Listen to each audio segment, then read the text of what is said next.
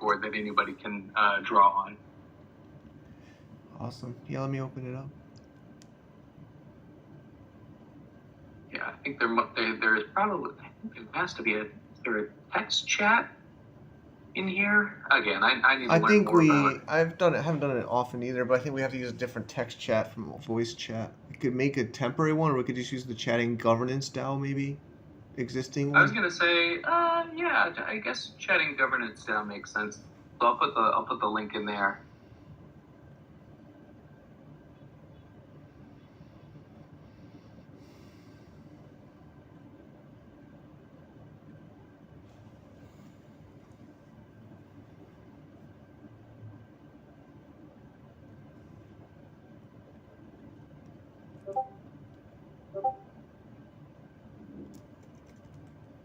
Yeah.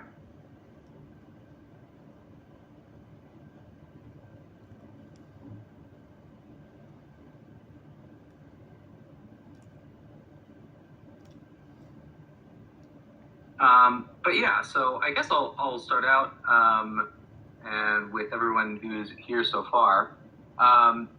So like we said, this is our sort of open tokenomics design session.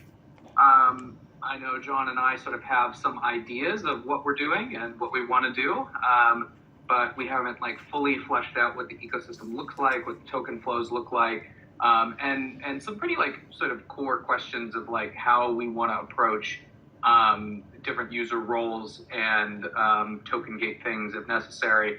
And so I wanted to go through and just understand the different actors in the ecosystem, what their motivations are, what different actions they can take, whether or not those actions are good, neutral, or negative, and that'll help us decide where we want to send incentives in the form of tokens. So there's a couple of like guiding philosophical things, and so I'm going to in the Figma, I'm going to spotlight me, and so that just means that like people will generally follow my my screen, and so you can see sort of what I'm looking at. And I just wanted to start with like a quick discussion of the Federal Reserve System and the way that that is like a token incentive mechanism, how it basically implements staking, and what sort of like lessons we can learn from that in thinking about token design. So I don't know how familiar everyone is with the way the Treasury Department works and the way the Federal Reserve works, but in just a quick overview, it all sort of starts with the Treasury Department, and again, I'm talking in like the Federal Reserve System, United States federal government, because that's where my experience is. People are from different countries. Their systems, their central banking systems function roughly the same, but there's obviously like differences in different localities and jurisdictions, different sort of government types and everything like that. But in the U.S., we have the Treasury Department. The Treasury Department issues Treasury bills, which are short-term debt, notes, which are medium-term debt, and bonds, which are long-term debt, and that's to finance governance operations. So they issue T-bills or notes or bonds, and they receive money, dollars, from commercial banks for holding these T-bills. So you can understand this as a basic staking mechanism. Basically, if you stake dollars with the Treasury by accepting their staked token, which is the T-bill, the T-note, and the T-bond, then you receive staking emissions in the form of interest at maturity when that note exits its maturity. So in the case of T-bills, it would be up to about a year. So after a year, you receive the same money back from the Treasury plus a little bit of interest. How do they pay you that money? Well, they pay it to you with tax revenue, or more often by selling more T-bills. And so if you're asking, hey, that kind of sounds like a Ponzi scheme where you pay old investors with new investors. Well, look, you are right on track. It is a Ponzi scheme. But it's a Ponzi scheme where they use that money of that sale, or at least a portion of it, to buy guns and bombs to enforce, their Ponzi-nomics. So, that's just sort of the way it works. So then we enter the Federal Reserve, and the Federal Reserve you can think of as sort of as a DAO. It's not decentralized and it's not autonomous, but it is an organization. And it's a governance organization that presides over the U.S. economy. Its purpose is to theoretically maximize employment, stabilize the value of USD in international terms, and control long-term interest rates. And they basically have, three high-level functions to accomplish this. There are some other things like quantitative easing and some other tools that they use from time to time, but generally they're using these three governance operations in order to set interest rates. And they each have their own impacts on the wider economy. So the first is to set reserve requirements of consumer banks. So as they raise reserve requirements, it means that there is less money to lend out at commercial banks because they have to keep more in reserves, and it means that there is less lending. Conversely, when they reduce reserve requirements, the opposite happens. There's more money to be lent by consumer banks, and so there is more lending, or at least that's the idea. You end up with more money floating around in the economy. Second is setting interest rates, and this is interest rates on intraday loans that the Federal Reserve will provide to consumer banks. So, if they have a certain amount of reserve requirements, sometimes the consumer banks need to take short-term loans from the Federal Reserve in order to meet those reserve requirements. And as they increase the interest rates, it means that there is less lending, intra-bank lending, which means that there is less money, which also results in sort of less loans at the consumer level. And conversely, with lowering the interest rates, increases the amount of lending that these banks are willing to engage in and increases the amount of money flowing around in the economy. And then finally, we have open market operations. Consumer banks, again, are the sort of consumer banks and institutional investors are the initial buyers of treasury bills. And so the Federal Reserve will come in and either buy those government securities and give the money to the consumer banks, or it will sell government securities to the consumer banks and take back money, depending on whether or not they think there's too much money or not enough money just washing around in the economy. And this is meant to have the effect, again, of sort of stabilizing the value of USD by controlling supply, controlling the long-term interest rates, because their sort of interest rate, their intra-bank interest rate flows down into the general lending markets, which change interest rates at like the real estate level and credit card level, and so on and so forth. So these are the three functions they use to control the money supply and control the emissions of U.S. dollars into the economy. And so again, just a way of sort of understanding how monetary policy works in general. I hope that wasn't speaking down to anyone. So let's then move into token design proper. And so first, let's take a look at the legend. So these are the basic components that we're going to use to build the token flow and the tokenomic model. I'm using this one just to represent the token that we will issue, the dollar sign to represent hard currency, and that doesn't have to be dollars. It could be USDC, it could be ETH, it could be whatever. And then these are users or actors within the ecosystem. And then this is going to represent DAO, and this is going to represent a DAO's treasury. Functions are functions between smart contracts. So you can see here, this is the constructor function, which will be called when we launch the token contract, and that will immediately, in this construction here, issue tokens to the DAO treasury. And then you can see this is a mint function, which is being called by the token splitter.sol, and we'll get into like what that means later, sort of what I think about that in a bit. But it's also issuing these tokens. Then you have governance tools. So you can see here, these are sort of like the initial ideas of like what the governance of the protocol DAO might look like. So it can set staking rates, i.e. when someone staked in a certain role, it can set the percentage emissions that are going to that staked role to as an incentive for becoming that role. So this would be like sort of an employment policy you can think of at the DAO level. It can set staking minimums. So this is a token demand mechanism where it sets the threshold, for instance, for becoming a vendor. How many tokens do you need to buy? How many tokens do you need to instantiate a marketplace, for instance? How many tokens do you need to be a judge, to be a moderator, so on and so forth. It can also distribute its treasury in actions, either to contractors or to help jumpstart a marketplace or to provide liquidity to a pool. And then this is in not parentheses. Is it parentheses? Whatever it is, it's in this sort of I forget the word for some reason, but high level parentheses. Parentheses. There we go. Okay, sorry about that. Yeah. So parentheses for high level product moderation, and so that means like at the protocol level, will the DAO be able to decide, for instance, that people cannot be bought and sold on any marketplace?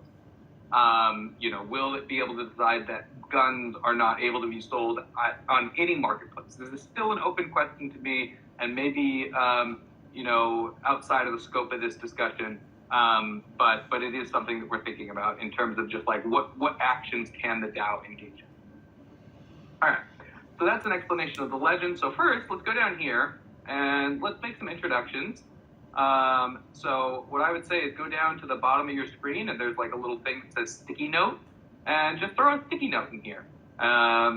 Give a brief explanation, a brief introduction, who you are, how you're connected to the project, and if you wouldn't mind, throw in an ETH wallet address, just to note that you were here for this early session. And while you guys are doing that, I would, and please let me know if anybody's having any problems. I'll just talk about this sort of other section. So I don't know how familiar everybody is with tokenomic design, but if you want to go back like afterwards and take a look at some educational resources on these things, I linked some videos. Maybe these aren't the best videos, but like they're the first ones that came to mind. I think they will be instructive. So like how MakerDAO works. MakerDAO was maybe the first successful protocol. I would say it's the first successful protocol DAO released on Ethereum. Maker is the company that issues DAI, the DAI stablecoin. And so explaining how they balance DAI emissions versus Maker emissions is a good way to understand sort of basic tokenomics. And then Curve is a little bit more of a advanced explanation. There's this thing called the Curve Wars, which was basically it's like the way it's people competing over the way that Curve emits tokens. But the long and short of it is that Curve emits tokens to incentivize liquidity being provided to pools. And so this is an action that they want users to engage in. And so they incentivize it with their token emission. Third is a playlist on tokenomic design from Maddie Tokenomics, which is actually part of the Stacks community. So a little shout out to Jose, our resident Bitcoin proponent. So the Stacks is a layer 2 on Bitcoin. And so this is a guy who's embedded in that community who gives some really good talks on the nature of tokenomics. And then finally is one of my favorite people in crypto, Amin Soleimani. It's a long interview with him about DAOs in particular and stablecoins. So he's the inventor or the co-founder of the Moloch DAO and the inventor of the Moloch DAO framework, which we'll be using quite a bit. And also the inventor of the Rise stablecoin. And so again, there's some governance minimization there. High is another example, which I have, which is a fork of Rye, which I have in the sort of required reading section. So all this is really good in terms of thinking about governance, not so much in terms of tokenomics, but these are like sort of core governance resources and understanding like how incentive mechanisms exist, how to prevent DAOs from having their treasuries captured, and how to think about how DAOs take actions and what it is that DAOs do, right? So this one, for instance, again, both of these are by Spencer Graham. It conceptualizes the decisions that DAOs are making, not as like sort of binary things, but whether or not to take an action. DAOs are always concerned, like in decision making, governance is always about taking an action or, not taking an action, which, you could think of as an action as well. And so that brings us to the different ecosystem actors.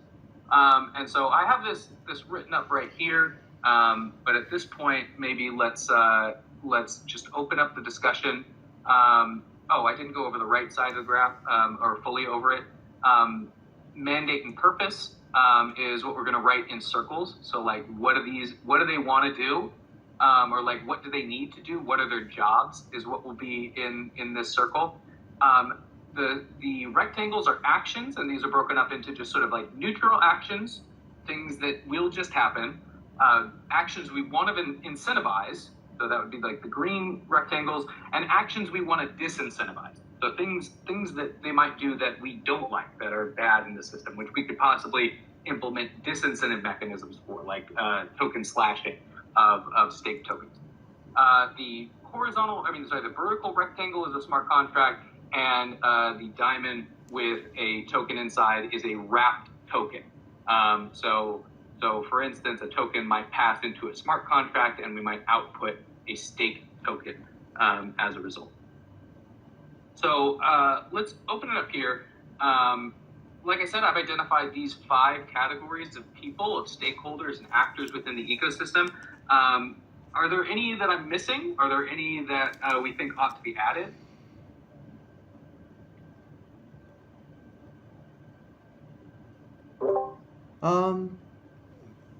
I mean, I'm thinking of some that might not really fit as a role, but like community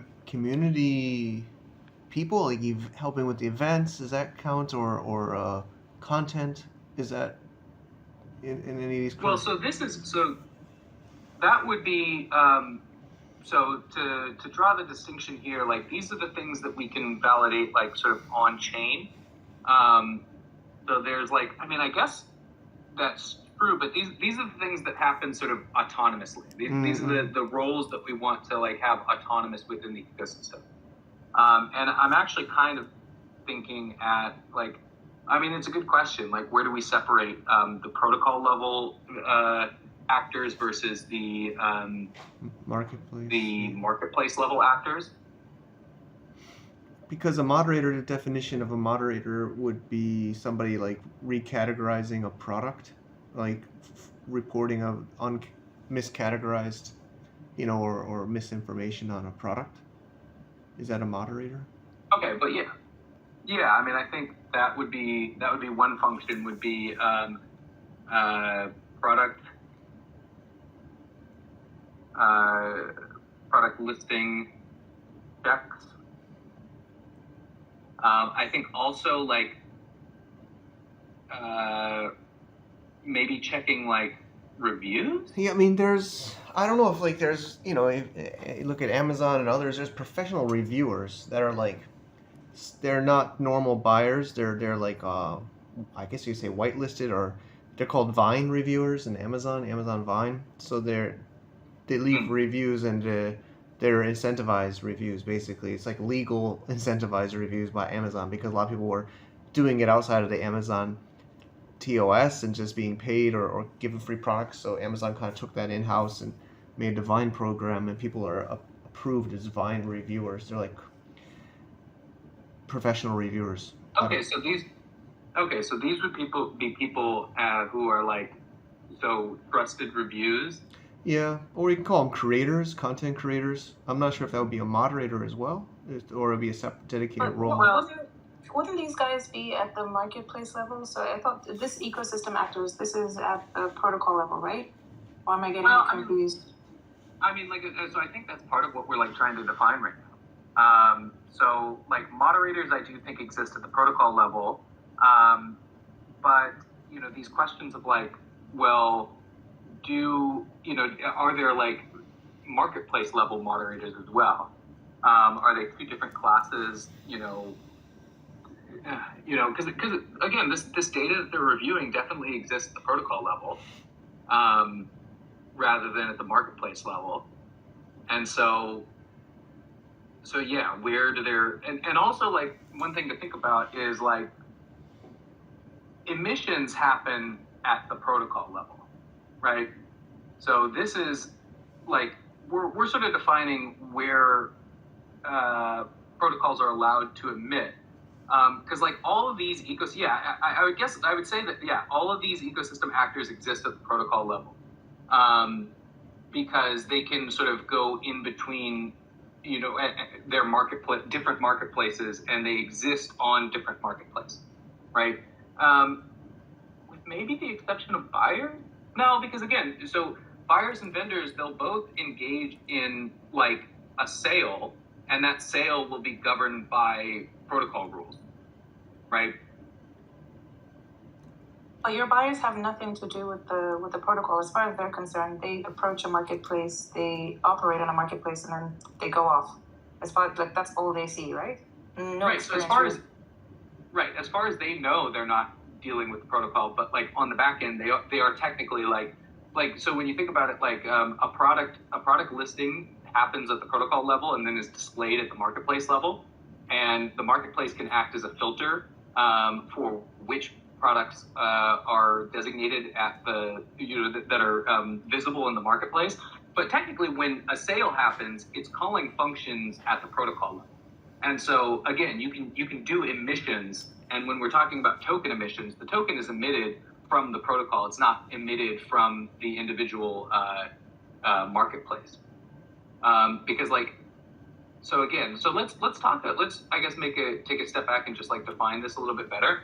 So we have this like Loadpipe DAO, and the Loadpipe DAO is making these sort of decisions, high level decisions about protocol incentives. And then they like a couple of people get together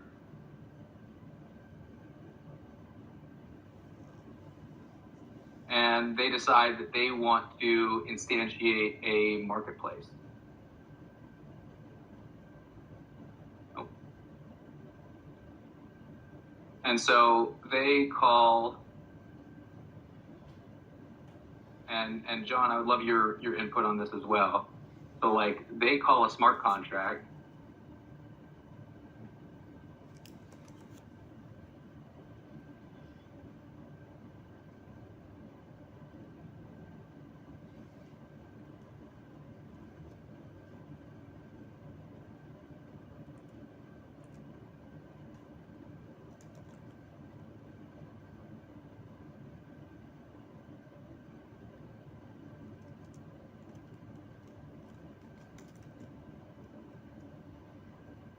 Which is like create marketplace.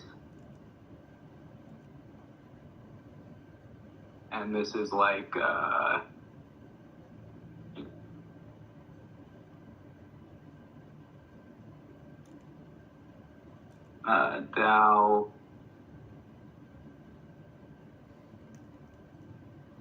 like the marketplace DAO factory. And then that creates a DAO.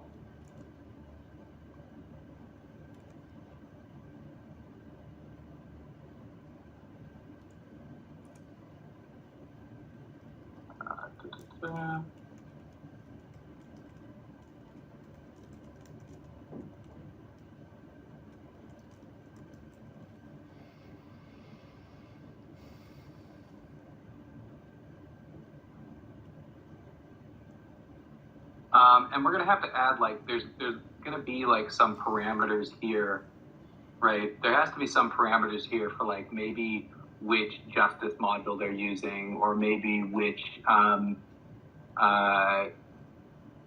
you know, which tokens they'll accept, and then yeah, this DAO is responsible for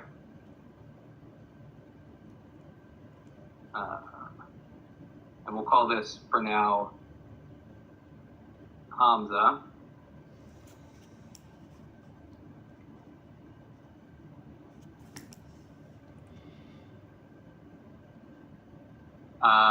And their governance responsibilities would be things like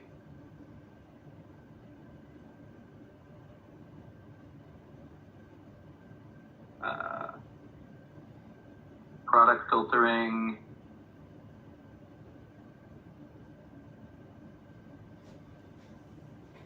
Um,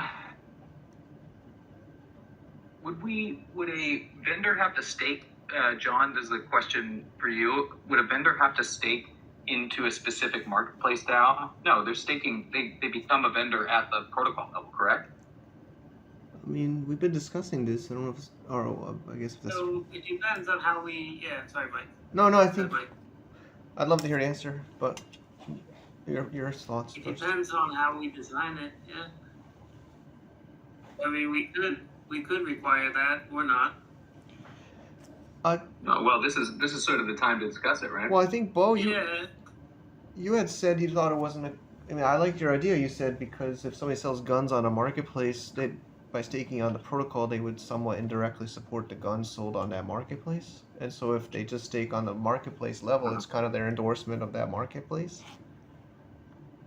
Mm-hmm. I had liked that But idea.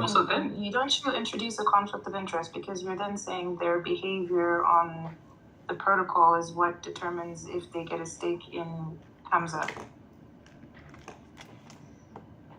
Does that make sense? Did I ask that question in the right order? Yeah. You're taking. Go ahead.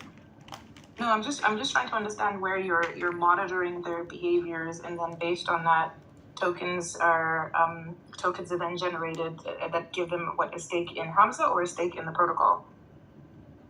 Well, so like this is sort of what I mean by like they generate the tokens, right? We can definitely generate tokens, but what do those tokens do? I think so. Explaining this concept a little bit more, token splitter.sol goes to different roles, and so like you would acquire a token and you would stake it in a contract to get a wrap token, and each of those wrap tokens would functionally be their own token, right? And so, for instance, if the token is required, so these people have to buy tokens in order to create a marketplace, and then that gives them governance tokens, so they stake it in here. So like you could even say like they take this token, they stake it in here, they end up getting the stake wrap token, which is their like governance token. Or I guess that comes back to them. Right, so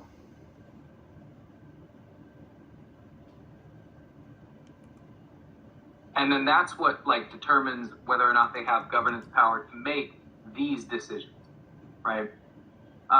But we can change the conditions of like this, like having governance power here is also different than having governance power here, because we're talking about like, so there is this base token, which is the thing that we emit. You know, you can think of that base token as being like the dollar. And then each of these staking contracts has their own sort of interest mechanism, right? And so that's decided here, right? So like my idea is that like on a daily basis or a weekly basis or a monthly basis, this token splitter contract is able to call the mint function on this token contract. This governance system, the Loadpipe protocol governance system, determines the payouts for different staked roles. And so like this is an example of someone staking in as a governor of a marketplace. But I could also draw out like an example of someone staking in order to be a moderator, right? And then they would be emitted, again, sort of this base token rather than any sort of like stake token. So they would be, so the base token would be necessary to be a governor or to inhabit one of the other roles, to become a judge, to become a vendor, which is like the demand side of the token. But in its base form, when it's being emitted, you're not necessarily given that same like role or power, if that makes sense.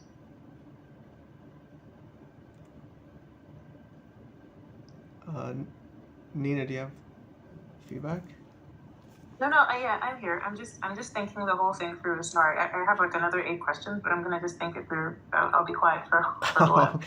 No, please. Like if you have other questions, because like again, like a lot of this is, these are my like rough ideas of like how we're gonna do this, but like this design session, especially this first one, is about sort of hashing out the direction we're taking. And the Yeah. reason why I wanted to like focus here on the ecosystem actors and specifically the actions that they're taking. So to give you like a little bit of context for the way I've been thinking about it, I identified some actions to incentivize, right? So vendor staking, right? We would like a vendor to stake so that they could sell products, right? We would like honest reviews, right? Now, how do we verify that those reviews are honest is a different question, right? We would like order fulfillment, and we would like product listing. So those are all actions that can be taken at the protocol level that we can incentivize by giving like tokens for doing, right?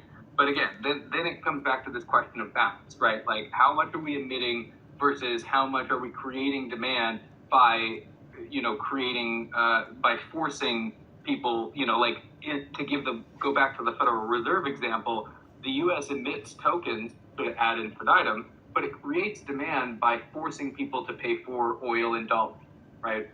So like the petrodollar system is the similar to us like saying, okay, well, you need this amount of token to engage in this sort of action that you want to engage in. It's required by our system, but like we'll also be emitting tokens to reward people for acting in an honest way. And so figuring out how to verify that honesty again is like we're gonna have to get there eventually. But first, let's like define sort of the problem space. I think for me, it's just a lot easier to pretend that Hamza doesn't exist in this.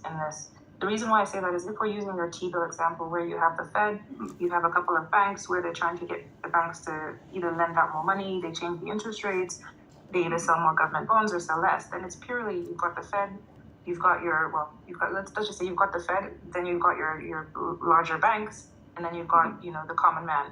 If we run those three levels, then that's pretty much low protocol, any random marketplace on which it is your vendors are, and then I suppose customers. What you're trying to do is incentivize vendor behavior or vendor action on the protocol, actually list a product on the protocol, product details. So that's one action. I would say that that's completely different than from incentivizing vendor behavior on the marketplace, which is making sure you don't have dodgy reviews. So that was pretty. Sorry, go ahead. Well, I was going to say, so to this point, actually, I do think you're onto something here in that, like, but the thing I think, like, Loadpipe doesn't offer an interface for products to be listed, right? So, like, Hamza would be the interface for people to actually interact with the protocol, right? Like, you can't interact. I mean, it doesn't make any sense to interact with it at the protocol level. It's just that the protocol is controlling sort of the emissions, right? And so it's sitting on the back end, figuring out how tokens come about. But Hamza is the place where, like, so, okay. So this starts to make sense. Now, the emissions are going to the marketplaces based on the number of, so now the marketplaces are incentivized to get people to sign up and post products in their ecosystem, right? Like that's an incentive that makes sense because now, so now the token outflows are flowing through the marketplaces. And we know that because people are using their front end and with some signature that it's like it's going through their governance mechanism, their DAO, right? So like a user now comes to and maybe I don't know how to represent like a website. Let's see here.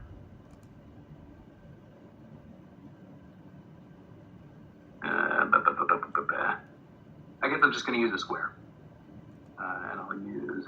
Boop. And this will be, let's make it, I don't know, gray. All right. So this is the Hamza UI, or Hamza.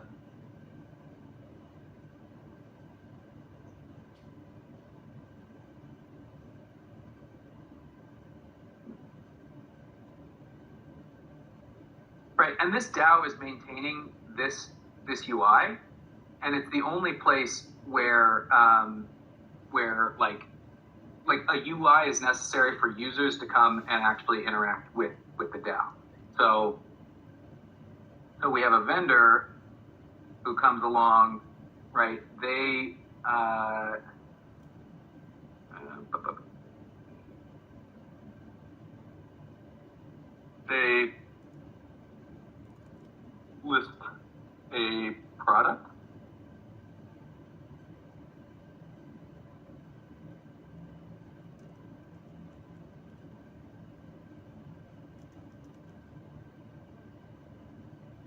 it goes through the Hamza UI, which has some, some way of like, it's going to be calling functions. So, I see. Okay, so Loadpipe is a DAO that has sort of these top level functions, but it can't call them itself. You have to instantiate a marketplace to be able to call these functions. So it is an instance of this like sort of DAO class that then is instantiated here, and it makes those functions callable, functions like list product. So it makes these sort of necessary, but Loadpipe is the thing that's doing sort of like the back-end governance. You can't do these like sort of protocol level governance things at the marketplace level, but you can call the individual protocol functions at the marketplace level. Does that make sense, John? Oh yeah, I was just clearing my throat. Go ahead, continue. No, I'm asking it like that wasn't a response. I'm just asking. Does that? Yeah, no, I can have a comment. Okay. No, I'm asking you. Does that make sense? Oh, it does. Yeah. I think so. If I followed you, I just left the room for a quick second and came right back in. What I was talking about was like, okay, Loadpipe is like a class of DAO, and it has access to these sort of like governance functions to set like protocol,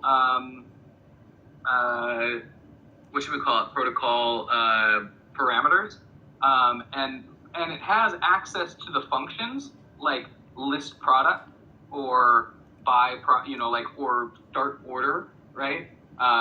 But you can't call them at the Loadpipe level. You have to instantiate function like an extension of this DAO class as a marketplace. It loses access to these top level governance functions, but gains access to like the protocol functions like list of product. And yeah, Jose, I know you wrote a note over here. I'm going to actually go over here and look at it. And correspondence to resolution between buyers and sellers. Yeah, I mean, so to this, and I don't stop your question up there, but like, I think of this like maybe they're engaging in like escalation. So like they're looking for products to escalate to a dispute resolution mechanism where judges exist, and maybe someone's wearing both of these hats where they're both moderator and judge. But yeah, like I think they're just two separate processes. Like a moderator will go through and be like, hey, I think this product is wrong, and they'll escalate it to a dispute resolution mechanism. One thing I was thinking about last night is like AI agents can have wallets and can call functions, and so there's nothing stopping us from like instantiating a couple AI moderators. True. Or even a couple AI judges, or even someone from spinning up AI moderators and AI judges. So it's like something to keep in mind that like unless we implement some level of civil resistance, some of this is going to be done by bots. Yeah, I mean, and there's like sort of nothing we can do to stop it. I think it's normal. I mean, high volume stock trading is bots, right? I mean, I've been on some calls with decentralized exchanges, and a lot of these participants are just having scripts that are running bots, and maybe they're human formulas that control bots. So I feel like that's okay, right? I mean, we could govern how those people... I'm just like... Yeah, I mean, I think okay or not, it's inevitable. Yeah. Especially as bots get a little bit better. And, maybe that's a good thing. Maybe we can run our own bots and they can, buy and burn tokens that they earn. That'd be nice. So I agree with what you've written, Jose. This is my understanding, what you've written there. That Loadpipe is the Fed, Hamza is the commercial bank, and as the person who's going to go get a loan from a commercial bank, I have nothing to do with the Fed because I can't buy T-bills from the Fed. Even if I wanted to, I would still need to go to an investment bank, right? So what you've written there is what I'm understanding at the moment. So I would never see a buyer have anything to do with Loadpipe. Any of their issues or their escalations or any issues they have would be dealt with at the marketplace level. So there would be roles for a moderator and or a judge at a marketplace level, similar to what any other marketplace would have. But potentially you would also have similar roles at a Loadpipe level if there are issues with data that is now being potentially pushed out of Loadpipe, if that's a function. So if I, as a vendor, come onto Hamza or any marketplace and I type in and I list my product on Hamza, that information moves back into the Loadpipe protocol. If at any point in time I'm somehow able to push that data to another marketplace, then that would be a place to have moderators, judges, yada yada yada, at a whole across multiple marketplace levels, right? So if in that section you're in now, Bo, the only thing I think that's missing is marketplace as an actor. That's the only thing I think that's missing on your list. But I would remove buyers and I would put marketplace as the other ecosystem actor. Buyers are probably just a data point. So maybe you have some buyer data, but I wouldn't have them as an actor for the protocol level. No, I I wouldn't agree. see them. I think this is like yeah, I think this is protocol level actors, and you're right, a marketplace. Like we could just remove these probably, or no, we can remove vendors and buyers, and add marketplaces. I mean, I'm also pretty involved with Handshake and other blockchain domain projects, or even just domain names in general, and they have 3 levels. So maybe something we can also think about here. In domains, there's ICANN. Well, ICANN, then there's registries and registrars, right? Or do we want to go there? Like, maybe there's applications to be in certain categories. Maybe certain categories, like even Amazon gates certain categories for sellers. Maybe we could have like certain categories could be highly restrictive, and for you to have that category allowed in your marketplace, maybe you need to have certain permission or from the protocol. Maybe it's by category. You have to apply by category to be able to participate in certain categories in your marketplace. And maybe like Nina says, maybe the general retail customer is not involved on the but maybe the marketplaces are active in the governance of the protocol more than the end user. Yeah. Well, and so this is, as I'm understanding it, and tell me if I'm wrong, Nina, but that we need to split this up into the protocol actors and the marketplace actors, because 100%. Yeah, exactly. Yeah. So we have like the protocol actors here, because we'll have moderators and judges at the protocol level as well. But then we also need to have like a marketplace actors.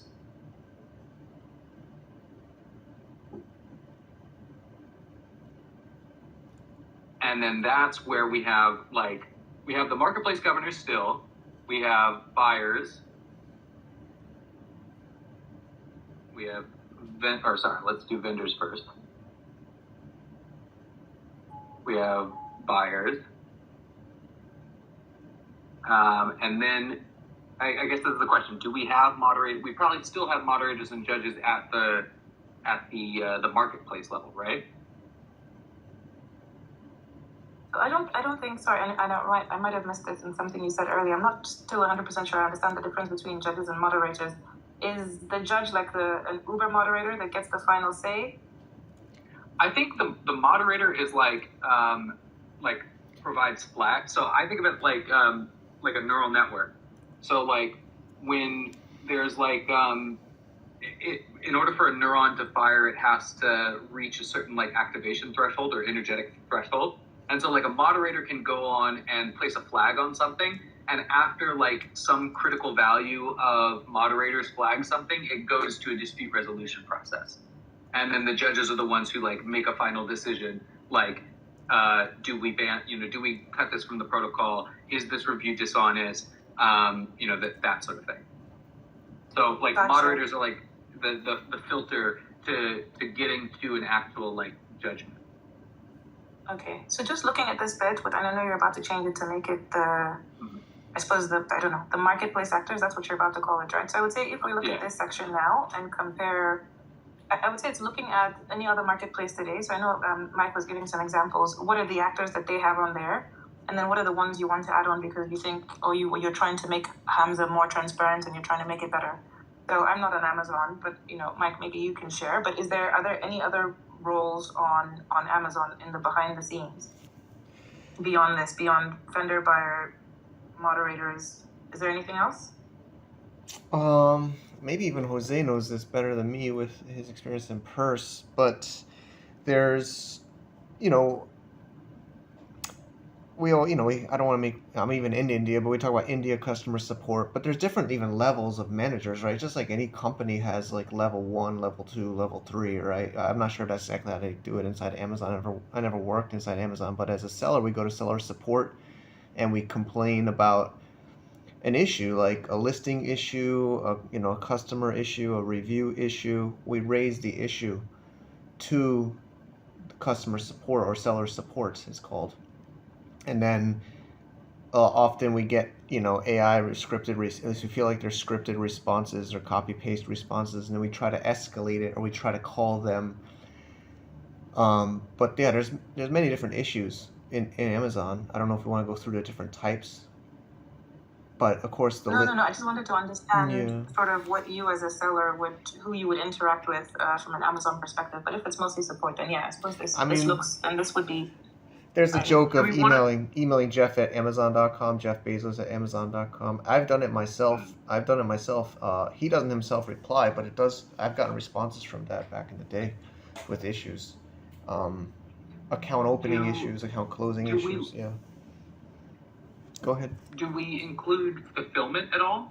Like, is fulfillment an actor? Like, I don't know that it's something that we want to maybe design from this point, but like networks of fulfillment services, I think they're actors in marketplaces.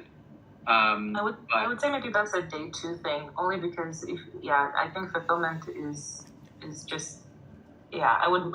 You could put it down, but I would say maybe it's worth identifying certain roles that you would say are day 2. So, like, even when you think of the kind of things you do around ads, or when you start to extend the marketplace, if you want to finance your vendors on marketplaces, you would have banks on here, right? You would be able to connect banks directly to finance vendors. So, I would say maybe having some day 2 actors when you start to expand Hamza might be good. I don't know if it's MVP. Yeah, I agree. I mean, and so I'm just gonna. we've been thinking about it, but I feel like it's a whole These nother are- section, a whole nother governance of logistics. Yeah, so let's affiliates, which we already have like an idea for, and then fulfillment, and then anything else that comes to mind? I had a question going back up. Sorry, on the vendors. Mm-hmm. I mean, so we talk about Hamza, and Hamza's going to be perfect because it's going to be a DAO and it's going to be wonderful. But we're wanting it to be a marketplace, right? So say like ice cream shop, for lack of a better word, is the second one, right? So what is, and maybe they're a DAO, maybe they're not a DAO, right? Maybe they want to be a centralized shop, right? So a vendor, we're wanting a vendor to be able to be accessing all the marketplaces. But unless they can set up on the protocol level, ice cream shop isn't going to want to build ways for them to move their listing onto Hamza. So this is the idea of like, so this is why I think that confusion existed in the like protocol actors versus marketplace actors. Because technically when a vendor a vendor can only interact with the protocol through a marketplace, but technically it's writing to I don't have it there's going to be a collection of smart contracts here, which are like and let's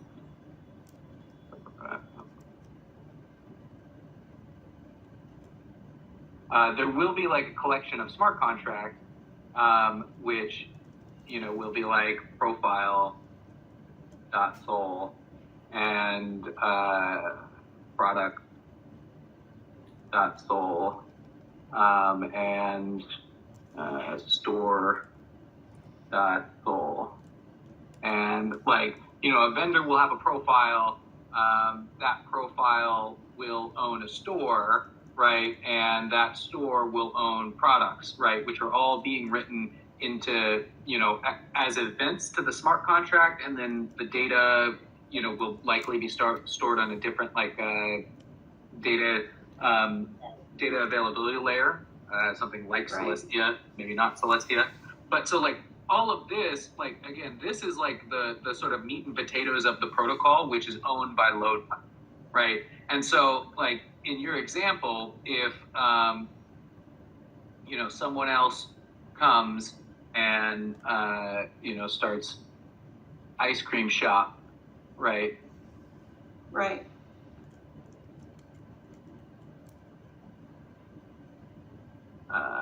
Dot XYZ UI. Technically what's happening is like this is a vendor, they're listing a product, it's going through the Hamza UI, and I'm just going to move this real quick, I'll get to whatever this is in a moment, and then that is being written to products.sol, right? And so then when like the new when this person decides, hey, I want to move to this marketplace, products.sol will still like all that data will just move to the new UI, right? Again, because like these are both instances of, and again, like you say they don't have to be a DAO, they do have to be a DAO. That's enforced at the protocol level because it's inherited. Like in order to get access to these functions, they would have to be a DAO that's instantiated in the style of this DAO, right? Oh, okay. So like this create marketplace function is really like calling up here to this DAO to create an instance of a marketplace, which is this consumer bank in our which are like little Federal Reserves, and they don't have all the same governance functions, but they have the same sort of like marketplace functions in that they can both borrow and lend. And similarly, right, like, this one can't engage at the consumer level. It can set some governance parameters around the way token emissions happen. But like, this is,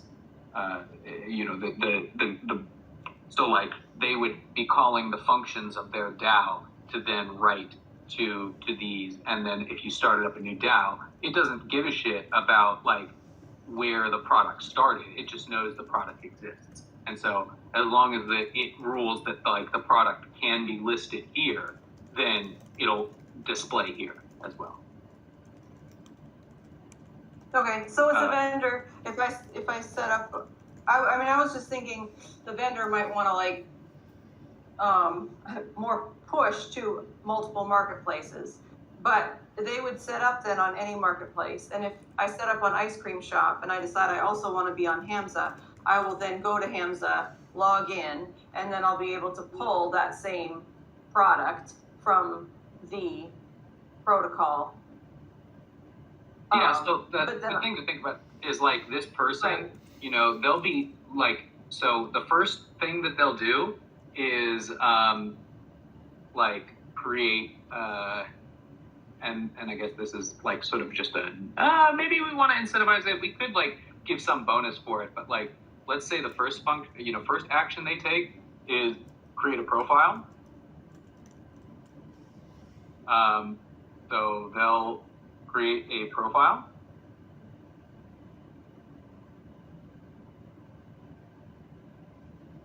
And this will be a profile that will go all the way up, because there'll be a profile for the marketplace as well, and then also a profile for. So it'll go through the Hamza UI, but what that request will actually be doing is like writing to profile.sol, right? So they'll be like minting an NFT profile, and then that'll exist here. And then again, once they have a profile, they can upgrade to have a store, and then they can upgrade to list products in their store, right? So you can think of each of these as sort of like NFT mint contracts, where you're minting your profile NFT, and then you mint your store NFT, and it's owned by your profile NFT, and then you mint your product NFT, which are owned by your store NFT. And so I guess even in now thinking about it, like in this construction, someone with a profile could have multiple stores which have different products, and those stores could then populate through to different. So say like this only sells ice cream, right? This user could pull a store and list some ice cream, right? And that wouldn't show up in Hamza. Similarly, they could make a profile and then they could have a store that has electronics, and maybe Ice Cream Shop doesn't give a shit about their their electronics store. It only cares about their ice cream store. So that store only populates on Hamza. Right. I'm just trying to figure out where the vendor would be able to. I mean, say it's like an ice cream phone case, so it might be wanting to list on both stores. Ooh. So I see how what you're how saying. would so like if I set it up on one, Mhm. how would the profile be the same on both stores? How would the vendor be like, I also want to put it on Hamza? Like the ice cream store is not going to want the products listed all over the place. I mean, they shouldn't be trying to stop it, but they're not going to. That's not in their best interest. Do they then get into Hamza and say, I want you to list this product, call this product that I've set up? So okay, can you run through that one more time? I was writing down this, like, how to distinguish between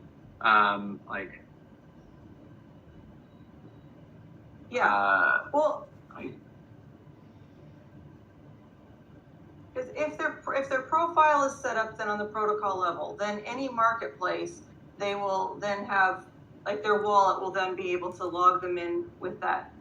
The Yeah. same wallet will get them into all the marketplaces. Yeah.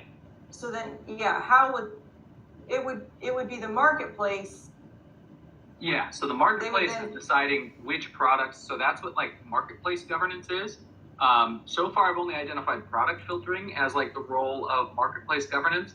But yeah, deciding which products it wants to pull from the protocol and display in its UI. Does the vendor have a choice as to, like, it seems like the vendor should be like, I would like Hamza to list this. And then Hamza will be like, oh, okay, it's not a person, I'll list it. Or is any product set up available for any marketplace to list, whether or not the vendor wants it?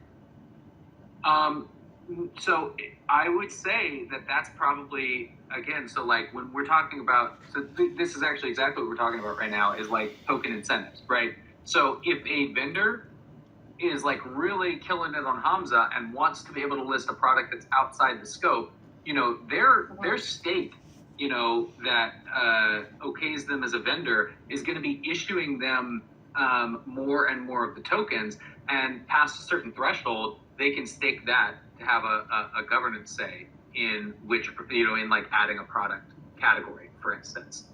And so like that's sort of the idea of like crafting incentives this way, is that you get people that are highly motivated to and highly engaged in an ecosystem who are given more and more power the more and more they're contributing to the ecosystem's growth, right? I just want to bring up, and I don't want to add so much Right. complexity, but there is a lot of complexity because we get into trademarks and brands. It's different than vendors. Mhm. So I don't know. I don't want to like blow everybody's mind, but there are differences of like the brand, like Laura, you saying like allowing this product to be sold somewhere. I mean, technically, there's just like on Amazon, there's differences of brands and a seller. And So there's Yeah. many questions to be still answered. Like, I don't know if anyone said this, and maybe I missed it, but like, for example, what if I the vendor, want to list my product on 2 different stores, but with different prices on different stores? Like, do we allow that? I'm not asking the question. It's just an example. Because what we're doing right now is we're finding that we can't adequately design the token in detail until we design Loadpipe in detail, which is, as we find this, we're kind of now trying to do that on in this Figma. But I think there's still a lot of questions to be answered there, and like a lot of different design sessions need to happen. So I'm wondering, oh, by the way, it's great to have the community here and community involved. I think that's awesome. Weren't some of you guys at the talk at Waco Bake? yeah, I think Nina? Yeah, that's the one. Nina and Laura Lee. It's great to see you guys, and it's great to have you guys involved in design sessions. I think That's cool. That's really exciting. Yeah, we're really trying but I to think Thank you for evolve. having us, John. Oh, our pleasure. What about this as a suggestion? My mind goes is to the actors. So we have some basic actors defined that we know will exist, like vendors. Marketplace as an actor is a good suggestion, good thought. So my mind goes to the actors and asks, what makes a good vendor? Like what would be a good vendor and what would be a bad vendor? And then from that we'll come up with incentives and disincentives. And Okay. from that, So like, like it's kind of designed from the outside in.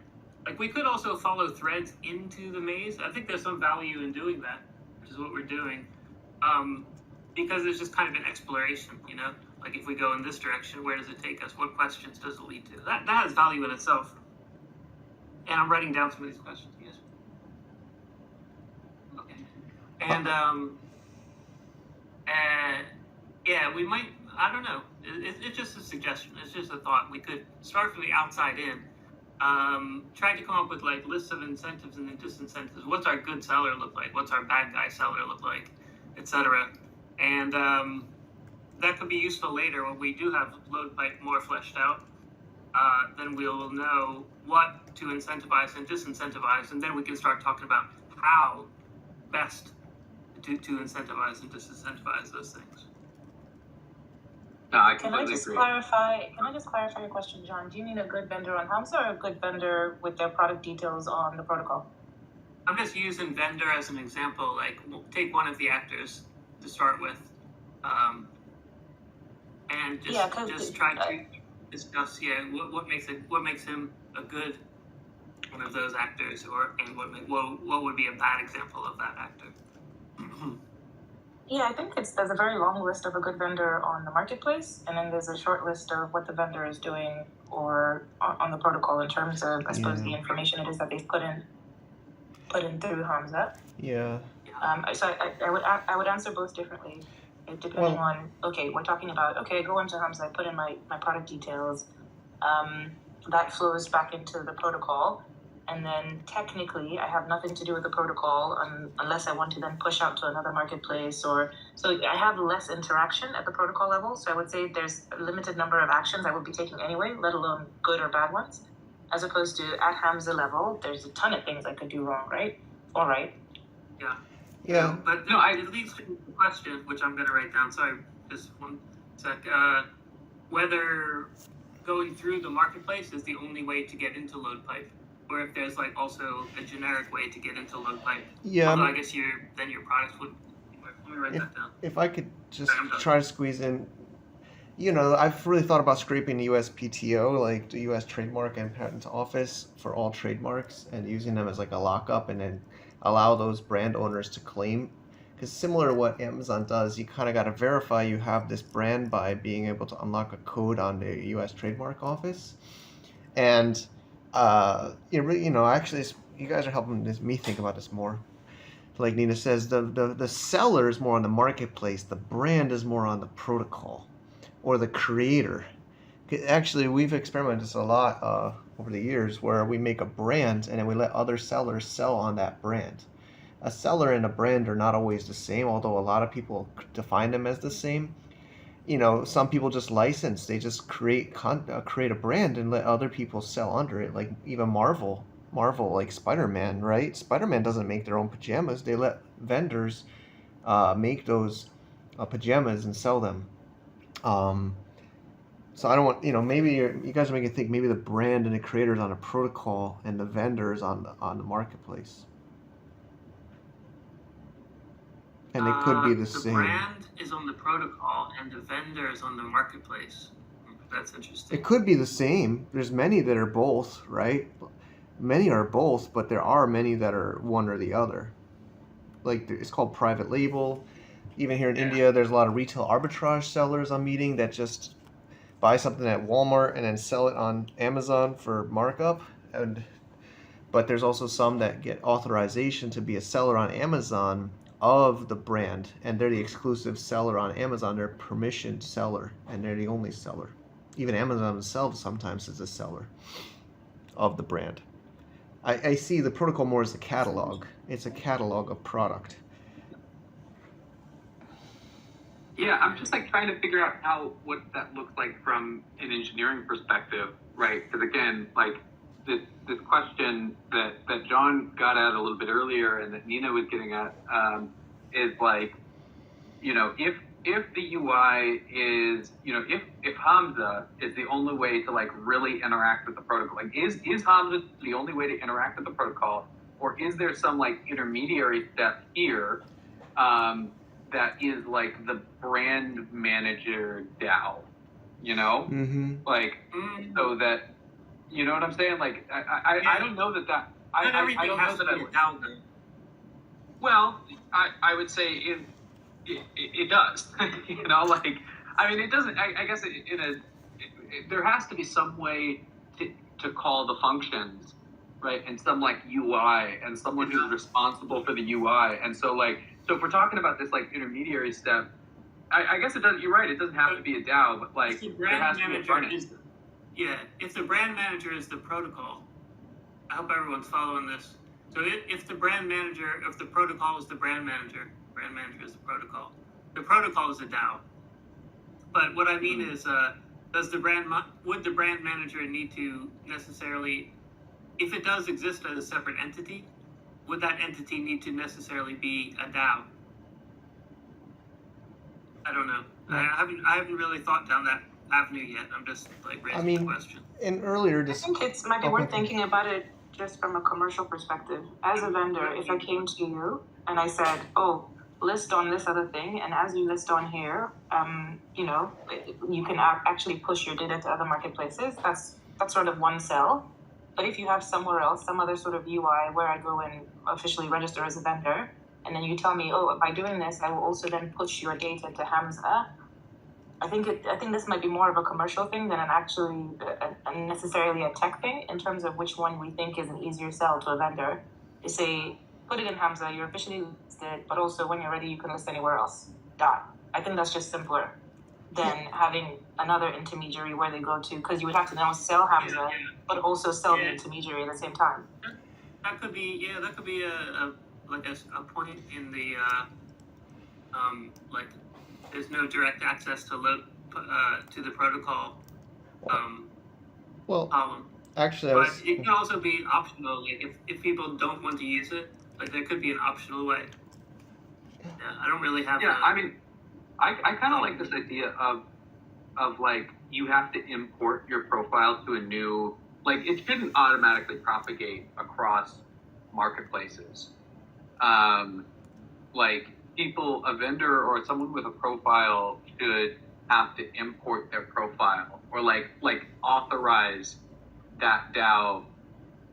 Well, I guess you could make it opt-in at the protocol level, and by that I mean like a user accesses their profile settings through a marketplace UI, right? So like we're building out a framework for interacting with those different things, and they could say like that UI could give them the option to be like automatically propagate to all marketplaces. Now I do think there's going to be some like geo constraints. Like I do think that's going to have to be a parameter of a marketplace in particular, because like not all vendors will want to sell everywhere, will not want to ship everywhere, and or can't ship everywhere.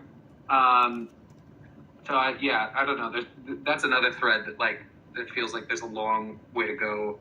I think that one is actually quite easy, Bo, to be honest, in the sense of not every vendor will be approved on every marketplace, because every marketplace will have their different, okay, you have to submit, then you have to get approved, then you get approved, then you can import. That's the way I see it. So I don't think that if you push from the protocol to say, oh, set up a profile on this new marketplace that I've never been on, odds are the vendor will still need to get engaged to provide additional information. There's some stuff you have to provide before you can maybe become a vendor on a couple of other marketplaces. So in my mind, it's more that they set up a profile, they confirm they have a profile, and then they pull the data from Loadpipe or whatever. Pull is probably the wrong word. And then their profile gets their profile then gets all the product information. But I don't think you can officially push profile plus product because the marketplaces are depending on which country or which marketplace. Some of them can be quite rigid in terms of what vendors they're accepting, right? And you can't necessarily prepare for every single onboarding process. Yeah, Does that make sense? I don't know. It's like kind of like whitelisting or something. You can log in, but it's not verified or unlocked. You got to do extra steps to unlock on the marketplace. But you can see it pending, or you can see see your stuff, but it's not like live or active. Well, and it begs this interesting question about like staking. So like the way that staking should function. Because again, as we keep on coming back to, like the individual marketplace's UI is going to be how people interact with the protocol. And so like how, so like really the marketplace is going to be the one staking, like it'll have to have like a staking contract that passes through the marketplace. But then like emissions are just going to go, like I think emissions are probably just going to be split to marketplaces. Like, they're like when we talk about like emitting tokens as like interest on a treasury bill, right? For instance, like the staking is going to happen at the Hamza level in order to be verified as a vendor, but that staking like really is wrapped by the DAO that has its own stake, which is determining the emissions of tokens that go to the DAO, right? I think that has to be like deterministic to a certain degree. Like the protocol or like the marketplace governors can't have control over that sort of emissions flow and how they're splitting those emissions among the participants. God damn. I think my brain just fell out. I just wanted to ask a question. Sorry, just back to the comment that John was making. I don't know if it links to what you were saying, but when he was talking about incentivizing the vendors, right? So if you're incentivizing a vendor at a protocol level, you're saying, okay, put all your information on Hamza. It has to. The more complete it is, we're incentivizing completeness of data.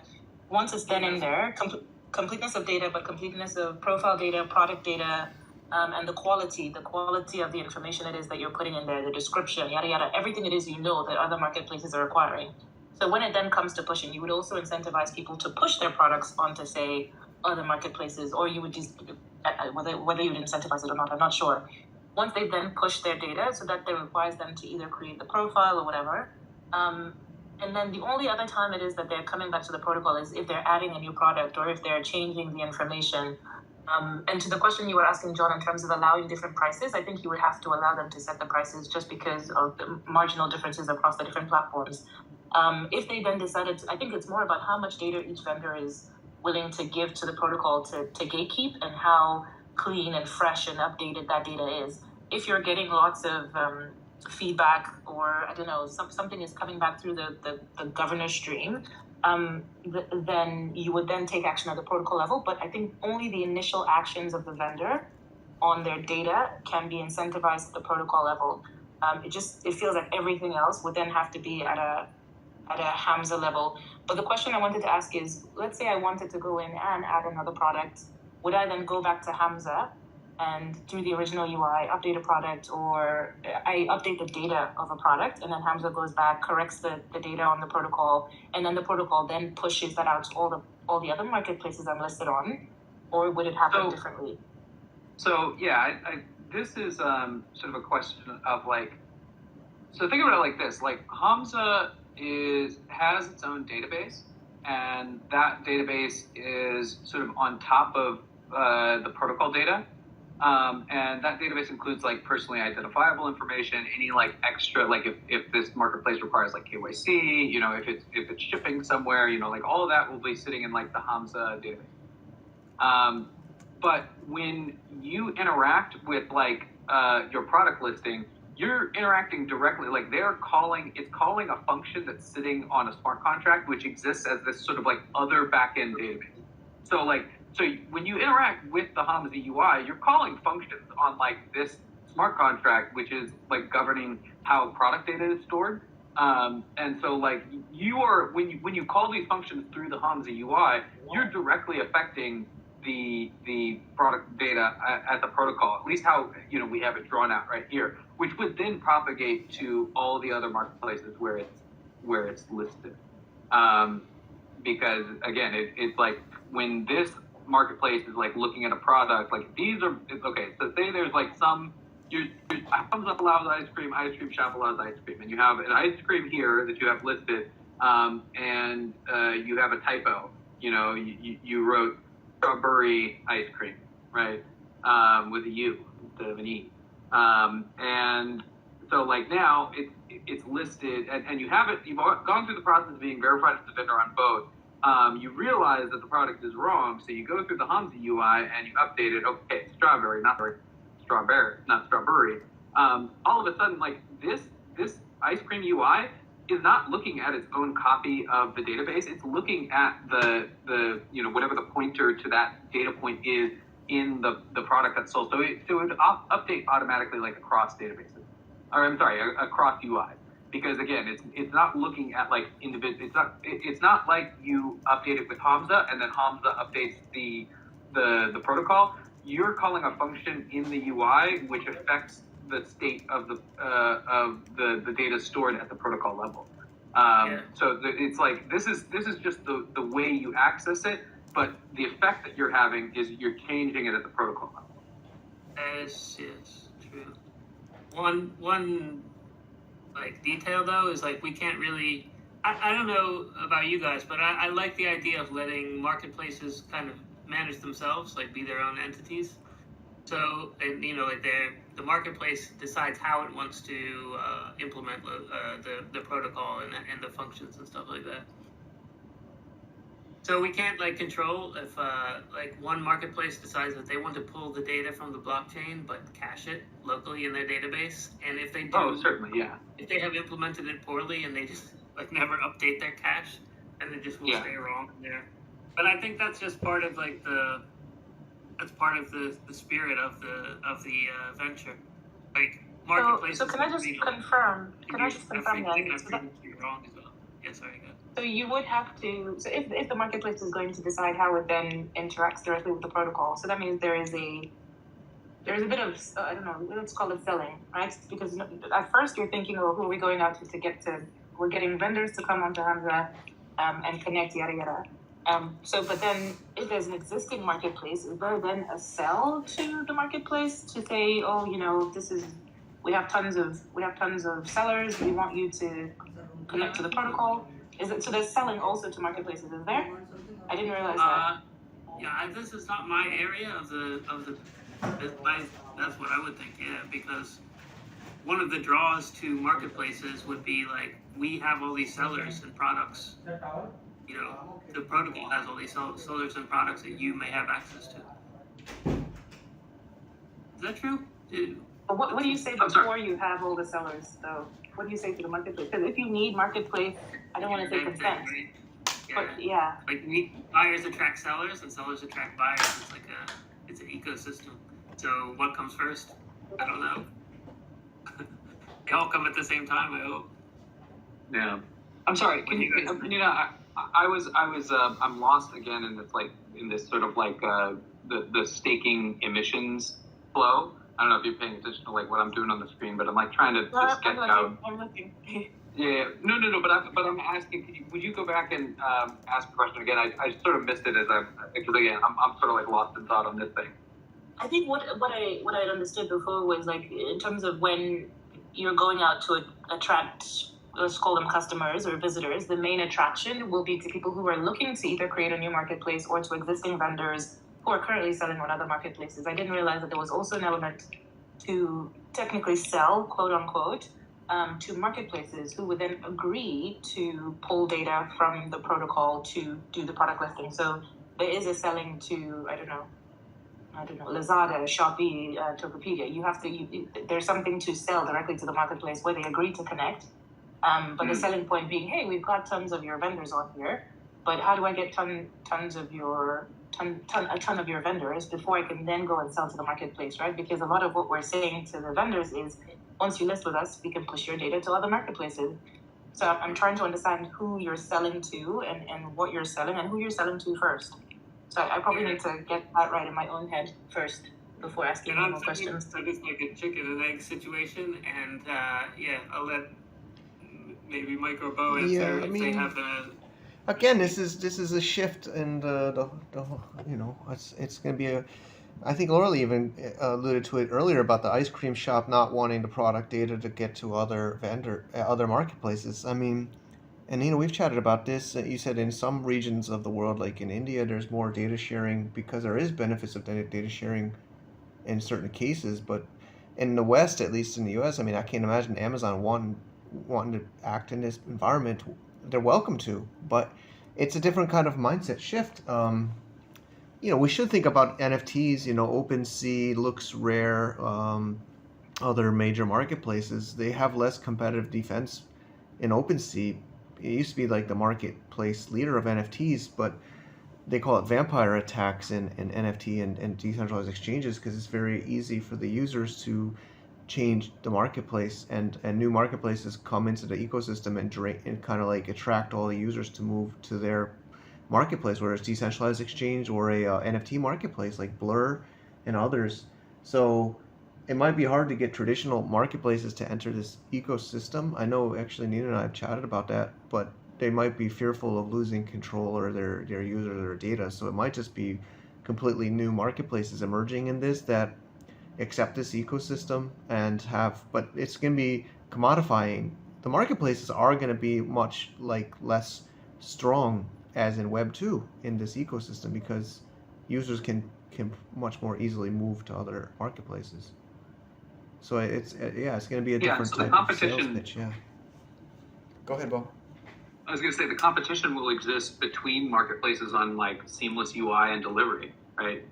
So, and they'll be competing, I think, for vendors and buyers. But like, I mean, it just gives power a little bit more to vendors and users to leave marketplaces,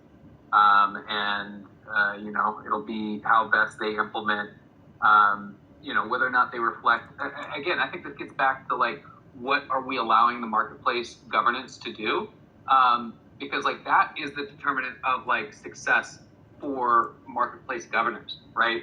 So like a marketplace governor, their responsibility is like build a good UI and have a good user, or like build a good you know, site and then have a good user experience, right? UI and UX is like, that's what they're in control of. And UX in e-commerce also involves like, I think, fulfillment and delivery.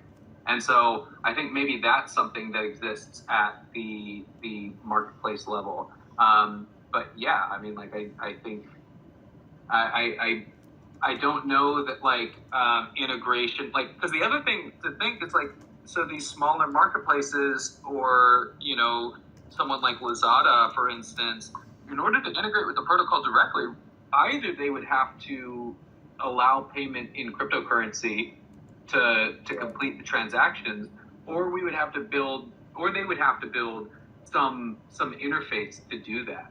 And also, I think that their UX flow just looks different, right? Because like a lot of this like centers on like the peer-to-peer power of like e-commerce, because you're basically like, you have a buyer and a seller entering into a contract with one another about specifically around like fulfillment, and then like also payments not released until after it clears, you know, until it clears escrow, and that escrow happens upon delivery. So like I think it would be a sort of shift in paradigm. I think it's possible to integrate with like existing marketplaces, but I think it's like way down the road if it ever exists. I don't know if that answers the question. I'm sort of rambling a bit, but You know, I think we gotta keep it really simple. You know, I mean, and allow it to build out. There's, you know, I think we gotta simplify as much as we possibly can. I mean, this stuff is very complex, multiple levels, layers. Absolutely. I mean, we have to simplify 100%. this. We got to start on, yeah, I agree with you, Mike.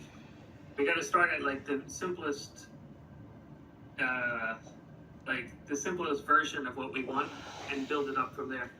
What, I think it goes back to something that Nina was saying. This is a great conversation, by the way. vendors and marketplaces. So I guess that it needs to be like a double consent.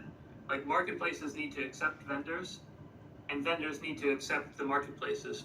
Like vendors need to say like, okay, I'm okay with listing on this marketplace, that marketplace, and marketplaces need to also say, yeah, I want this vendor and that vendor. And when they match up, then the vendor's on the marketplace. Does that sound like how it should work? Yeah. I'm trying to understand this. Sorry, I'm still I'm thinking about this question of like vendor staking on and doing, because so this is like the core of the emissions question to me, is like, where do the tokens emit from and where do they emit to? And then how do you control where those emissions go? And so I'm thinking about like, okay, you have vendor who stakes in a token contract in an individual marketplace. That marketplace now has a bunch of our staked token, which it then restakes, right, in the larger token, the like protocol staking contract, the like marketplace staking contract, and then the protocol looks at that to determine like the proportion of emissions, right? Does that make sense? What now? So okay, so who are we emitting to is the I first think. question, right? Can I jump in and maybe So- go real quick? Yeah, go ahead. So my thought is, I think Nina says the end user is not going to really know the Loadpipe protocol. They're going to know most likely the marketplaces they work with. I think we got to break it down where the vendors are engaging with, not vendors, the marketplaces. We are a protocol of marketplaces, and I think we should emit to marketplaces and give marketplaces KPIs for their success, and then maybe emitting to the better performing marketplaces. And marketplaces are trying to get vendors, end users, and buyers. It's like a B2B, right? Like like we're trying to incentivize the marketplaces to be good actors, and like I think it was Nina or somebody says, why would a marketplace use this protocol? I think we're giving the better performing marketplaces the emissions for their performance. Yeah, but you see what? As well as vendors. Who else? But you see what I'm saying? And other actors. But this is like so one, I would say this is like core, like the core question of how we do emissions. And yes, I agree, like emitting to marketplaces makes sense, but like I don't know that we can give KPIs, right? Like we can give sort of indirect KPIs in the sense, and this is sort of what I'm saying, is like if a marketplace has a staking contract for vendors, then we know how many vendors are signing up through individual marketplaces.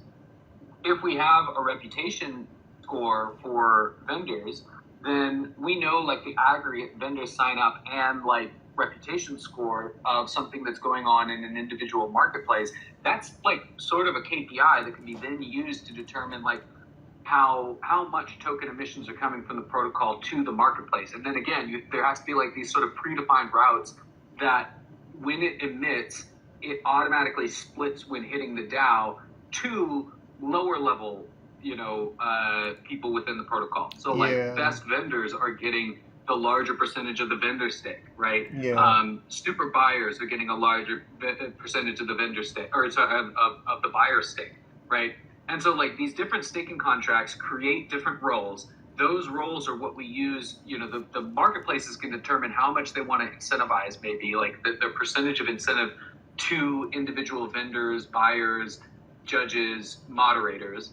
And then the protocol uses like that sign up data, in order to determine like in a programmatic way where it's directing emissions, like which marketplaces it likes the most.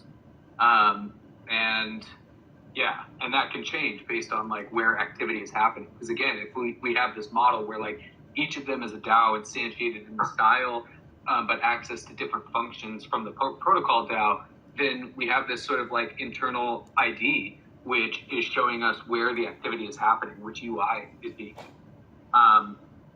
So anyway, I think that actually cleared. That was actually like a pretty good unlock for me, just in terms of like how the incentive or like how the emissions flow works. Yeah. Okay, that's pretty sick.